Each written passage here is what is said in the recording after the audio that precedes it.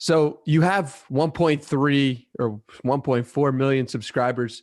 Do you think fame has changed you in any way, or do you think you're the same person? I think fame has made me more comfortable with who I am, Hmm. in that, like, in the past, I would have probably thought maybe it's weird to be open about like how much money you're making. Maybe it's weird to be open about the fact that I'm looking for a wife. But when you have like a million people following your YouTube channel that seem to love that sort of content, you kind of think, oh, well, it can't be that bad. Maybe some people will find it weird, but there are enough people who don't find it weird to sustain a very lucrative full-time living for me. So that's great.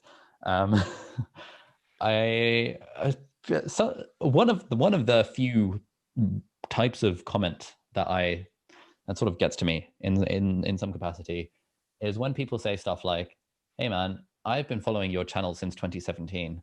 Back then, you were all you cared about was helping people and you were authentic, and now it seems like all you care about is making money and the only videos you do are sponsored videos, and it's just obvious that you now or the only thing you care about is money."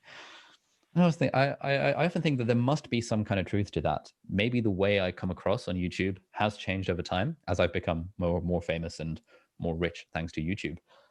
But I think it's like I cared a lot about money at the start. I just didn't have much of it. And the weird thing about YouTube and all of these platforms is that as the creator, you do have to create that image that, hey guys, I'm not doing this for me. I'm doing this for you. This is entirely altruistic. I'm not doing it because it makes me good money. I'm doing it because I want to help you out. And, we're all friends here. And that very somewhat sinister parasocial relationship is what fuels people following channels on YouTube and TikTok and stuff. And so there is always an element of that.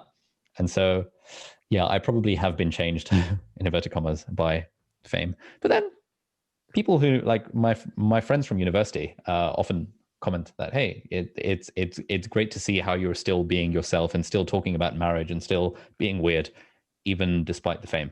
So I'd like to think that the fame hasn't changed me that much, but there's probably an element of unconscious bias where I don't notice that it has. Yeah, you mentioned that that's the one comment that can potentially get under your skin because you think that there's potentially some truth to it. Is that right? I think so. Yeah. I think the comments that would get under my skin, and a lot of other creators who I'm friends with have this issue, have this as well.